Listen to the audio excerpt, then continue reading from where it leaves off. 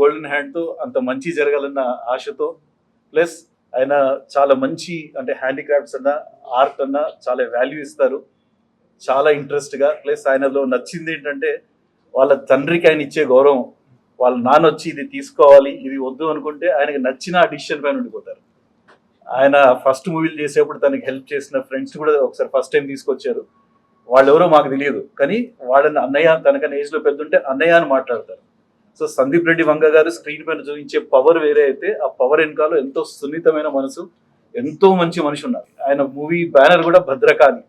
అంటే ఆయన అసలు దేవుడితో ఎంత అటాచ్ అయి ఉన్నారో ఆ పవర్ ఏంటో భద్రకాళి రూపంలో మనకు ఆ మూవీలలో కూడా కనబడుతుంది.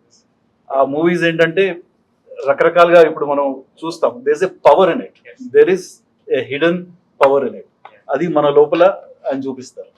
So I hope Sharanga will also live up to the expectation and it will be a grand success.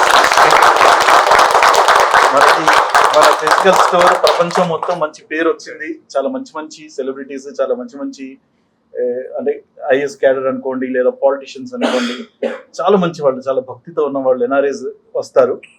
దీంతో ప్రపంచం మొత్తం మనం కనపడతాం.